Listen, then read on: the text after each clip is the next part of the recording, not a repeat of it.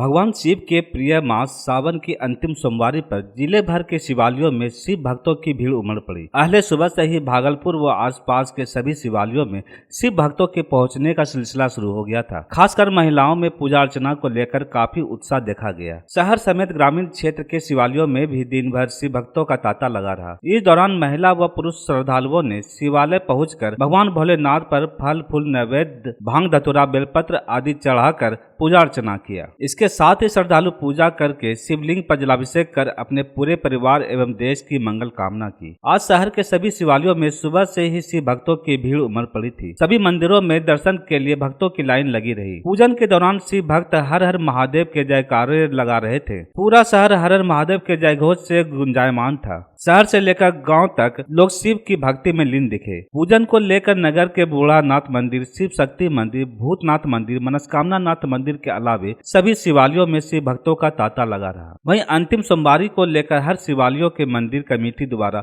आकर्षण लाइट व फूलों की सजावट की गई थी। साथ ही इस दौरान पूजन करने आए शिव भक्तों की उत्साह भी काफी देखी गई। वहीं दूसरी ओर शिव भक्तों की सुरक्षा में महिला व पुरुष पुलिस बल हर चौक चौराहे और शिवालयों में तैनात दिखे, ताकि शिव भक्तों को जलाभिषेक करने में एवं पूजा अर्चना करने में किसी तरह की कोई परेशानी न हो। हम लोग तो आए हैं Badani high school crossing board से। आज हम लोग पैदल चल के आए हैं बड़ानी से गंगा जल भर के, और बूढ़ानाथ पहले गए पूजा करने, फिर बूढ़ानाथ से हम लोग यहाँ आए। और यहाँ हम लोग बहुत अच्छे से लाइन लग के बहुत अच्छे से पूजा हुआ। हम लोग लाइन से पूजा करने के लिए गए, लाइन से निकले, आधा घंटा लगा लाइन में हम लोग को। आठ सोमवारी आए हुए यहाँ, पूरा मतलब जितना भी 8 सोमवारी हुआ 8 सोमवारी तक हम लोग आते रह गए यहाँ पूजा करने के लिए। क्या मन्नत मांगे भगवान से? वो तो मन्नत है तो वो पर्सनल है, वो तो शेयर नहीं कर सकते। तिलका मंदिर से आए हैं, बरारी से जल भर के पैदल यहाँ पहले बूढ़ानाथ गए, बूढ़ानाथ से फिर भूतनाथ आए हैं, और 8 सोमवारी आए यहाँ पे अच्छे से पूजा किए हैं। कैसा लग रहा है? बहुत अच्छा लग रहा है। 8 सोमवारी आए, पूरा अच्छे से भक्ति भाव से पूजा किए, बाबा का दर्शन अच्छे से किए। तो आज कितना भीड़ है? आज हाँ, आज तो बहुत भीड़ है। आज लास्ट सोमवारी है तो इस वजह से आज बहुत ज़्यादा ही भीड़ है, लेकिन फिर भी दर्शन अच्छे से हो गई और अच्छे से पूजा किए। दिल में इच्छा लेके कि भगवान सबको खुश रखे, सबका मनोकामना जो आए हैं तुमसे पूजा करने या फिर जो आए हैं लाइन में खड़े हैं सबका मनोकामना पूरा करे। आज बाबा का अंतिम सोमवारी है, श्रावण मास का अंतिम सोमवारी है। आज महादेव का भव्य श्रृंगार और मंदिर को गाजे बाजे फूलों के साथ मंदिर को सजाया जा रहा है, और रात्रि में महादेव का जो है रुद्र अवतार स्वरूप श्रृंगार किया जाएगा। वहीं दूसरी ओर शहर के सभी मंदिरों के साथ साथ जगदीशपुर के गोनू बाबा धाम में भी अहले सुबह से भक्त बाबा की पूजा अर्चना के साथ साथ बाबा को जलार्पण कर रहे थे। वहीं इस मंदिर की मान्यता है कि अगर इलाके में कहीं भी किसी को सांप काटता है तो वह इस मंदिर में आकर के यहाँ का नीर पीकर मंदिर परिसर में स्नान करता है तो उसे सांप का विष नहीं लगता है और वह यहाँ से स्वस्थ होकर जाता है। वहीं इस मंदिर में जो लोग मन्नतें मांगते हैं उसकी मन्नतें भी पूरी होती है। इसको लेकर लोगों की आस्था इस मंदिर से जुड़ी हुई है और हजारों हजार की संख्या में भक्त सावन के आखिरी सोमवारी को लेकर बाबा को जलार्पण किया। सोमवारी है जी। आज का महत्व क्या है? आज का महत्व बहुत विशेष है। जैसे कि जो भी भक्तगण श्रद्धालु शिव के दरबार में आकर जलार्पण करते हैं तो तन मन प्रसन्न हो जाते हैं।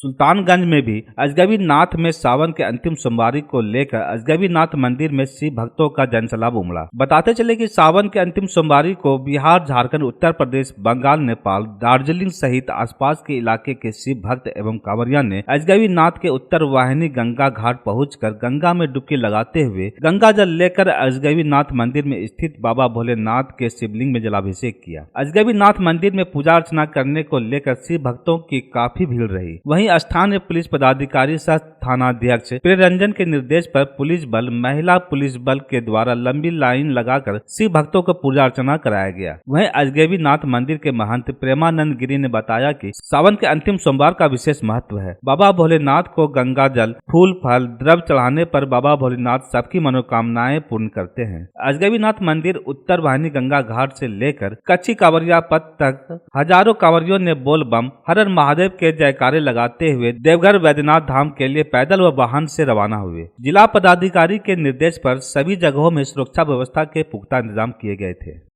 श्रावण का अंतिम सोमवार 8वां, जैसे चौथा 4 सोमवार जो है मलमास का गया और चौथा ये है, तो 8वां सोमवार माना जा रहा। वो भी शुद्ध सोमवार है और प्रदोष का भी है और सोमवारी भी है और श्रावण का अंतिम सोमवार है और प्रदोष होने के नाते ज़्यादा ही शुभ लोग मानते हैं। और भागलपुर के एक बिजली अधिकारी एडीओ रविंद्र कुमार पहले शख्स बने जिन्होंने चांद पर जमीन खरीदी है। यानी चांद पर जमीन खरीदने का उन्होंने दावा किया है और बताया कि चंद्रयान 3 की सफलता मेरी प्रेरणा है। उन्होंने बताया कि लूनर लैंड साइट के जरिए उन्होंने 34 यूरो यानी भारतीय रुपये में 2158 रुपये चुकाया है। 2 एकड़ जमीन का टुकड़ा का लूनर लैंड डीड प्राप्त हो गया है। उन्होंने बताया कि जमीन खुद रविंद्र कुमार पत्नी जूली एवं बेटी मानवी के नाम से लिया है। इधर चंद्रमा पर जीवन की संभावनाओं को लेकर अभी बहस चल रही है। इस बीच चांद पर जमीन की रजिस्ट्री भी चर्चा में है, जबकि सरकार की ओर से अभी इस तरह की कोई पुष्टि नहीं की गई है और न ही इसके फैक्ट के बारे में कोई बात सामने आया है। ये जब हमारे भारत में दक्षिणी ध्रुव पर 4 साल पहले चंद्रयान भेजने का प्रयास किया गया, सफलता नहीं मिल पाई थी, किंतु हार ही जीत की जननी होती है और वर्तमान में हमारे भारत ने यह कर दिखाया, प्रेरणा मिली। मैं वहाँ पर ज़मीन खरीदा। कितना ज़मीन आपने? मैंने कुल 2 एकड़ ज़मीन वहाँ पे खरीदा है। किनके नाम? मैं खुद अपने नाम रविंद्र कुमार, मेरी पत्नी जूली कुमारी और मेरी सुपुत्री मानवी राज के नाम से हमने खर्च कुल हमें 24 यूरो डॉलर, जो कि पूरे देश में 22 कंट्री है जो यूरो एक्सेप्ट करती है, वर्तमान में 20 कंट्री। तो बहुत अथक प्रयास करने के बाद फॉरेन करेंसी में पेमेंट करके मैंने इसे खरीदा।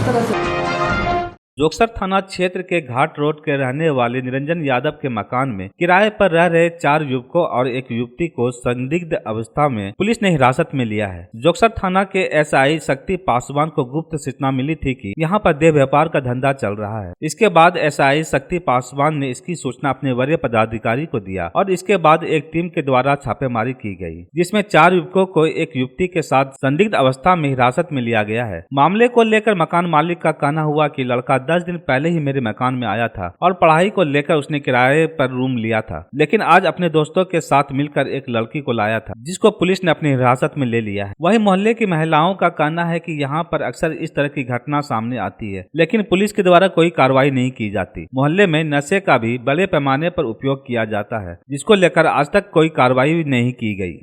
बस 3 को लड़का को लेकर चला गया। अभी एक लड़की थी। हमको इसका कोई जानकारी नहीं था। 10 दिन पहले विद्यार्थी पढ़ने लिखने वाला लड़का था।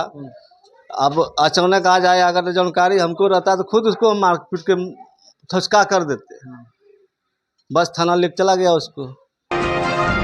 नवगछा में एक बार फिर मिनी गन फैक्ट्री का खुलासा हुआ। नवगछा पुलिस ने गोपालपुर थाना क्षेत्र के करचीरा गांव में गुप्त सूचना के आधार पर एसडीपीओ दिलीप कुमार के नेतृत्व में छापेमारी कर मिनी गन फैक्ट्री का उद्भेदन किया, जिसमें निर्मित एवं अर्ध निर्मित हथियार सहित हथियार बनाने के कई उपकरण भी बरामद किए गए हैं। हथियार निर्माता एवं तस्कर को भी पुलिस ने गिरफ्तार कर लिया है, जिसको लेकर नवगछा एसडीपीओ दिलीप कुमार ने प्रेस वार्ता का जानकारी देते हुए कहा कि करचीरा गांव के राम ठाकुर के पुत्र मुकेश ठाकुर के घर छापेमारी की गई तो वहां से रंगे हाथ अवैध हथियार निर्माण करते हुए अभियुक्त को गिरफ्तार किया गया। वहीं मौके से भारी मात्रा में अर्ध निर्मित एवं निर्मित देसी कट्टा व अन्य अवैध हथियार बरामद हुआ है, जिसमें ड्रिल मशीन, गोली, फर्नेस का सामान भी बरामद किया गया है। बता दें कि हाल ही में एक मिनी गन फैक्ट्री का उद्भेदन किया गया था। उसके एक आरोपी जो जेल से बेल पर बाहर आया और अपना काम शुरू कर दिया, वहां पर हथियार बनाते हुए एक व्यक्ति को गिरफ्तार किया गया है। वह मार्च में भी जेल गया था और उनके घर पर यह फैक्ट्री चल रही थी। इनके द्वारा एक पूरी यूनिट के साथ हथियार बना रहा था और दूसरा यूनिट जमीन में गाड़ कर रखा था, ताकि यदि पहला यूनिट पकड़ा भी जाता है तो दूसरे यूनिट से फिर से हथियार बनाने का काम कर सके। ये लगातार आर्म्स बनाते और सप्लाई का काम करता था। हथियार बनाते हुए एक व्यक्ति को पकड़ा गया, जिसका नाम मुकेश ठाकुर है और मार्च में भी जेल गया था और जस्ट जेल से बाहर आया था। और उनके घर में ही यह फैक्ट्री चल रही थी, जिसको मिनी गन फैक्ट्री हम बोल सकते हैं। उसमें बहुत सारा चीज़ अर्धनिर्मित चीज़ें हैं जो आपको दिख रहा होगा यहाँ पर, और हथियार बनाने के जितने जो ऑपरेटर्स हैं वो सामान मिले हैं। नवगछिया अनुमंडल कार्यालय सभागार में sexual harassment of women act work place act 2013 विषय पर विधिक जागरूकता शिविर का आयोजन किया गया। शिविर में महिला पुलिस जवान व पुलिस पदाधिकारी मौजूद थे। कार्यक्रम में अनुमंडल विधिक सेवा समिति के सचिव सह अपर मुख्य न्यायिक दंडाधिकारी राकेश रंजन, अनुमंडल पुलिस पदाधिकारी दिलीप कुमार, पैनल अधिवक्ता कुंजलता कुमारी ने इस विषय पर विस्तार से चर्चा की। अपर मुख्य न्यायिक दंडाधिकारी ने बताया कि सेक्सुअल हैरासमेंट और काम करने के दौरान यौन शोषण की रोकथाम के बारे में विस्तार से चर्चा की गई। महिला पुलिस जवान व महिला पुलिस पदाधिकारी को जागरूक करते हुए उनके अधिकार बताए। अनुमंडल पुलिस पदाधिकारी ने बताया कि शिविर में पुलिस विभाग में जो भी महिलाएं काम करती है उनको खुद सुरक्षित रहने के लिए क्या अधिकार दिए गए हैं, जिसकी चर्चा की गई। नहीं, ये कार्यशाला कहिए, पहले से कानून तो है ही, कुछ दिन पहले से है। इनको जागरूक करने के लिए हमारे जो विधिक सेवा प्राधिकार के हैं और जो एसीजन साहब हैं उनके तरफ से एक प्रोग्राम रखा गया था कि पुलिस विभाग की जितनी महिलाएं यहाँ काम करती हैं इनको बताया जाए कि आपको क्या क्या अधिकार है, क्या क्या आपको कानूनी अधिकार मिल रहा है आपको अपने आप को सुरक्षित करने के लिए।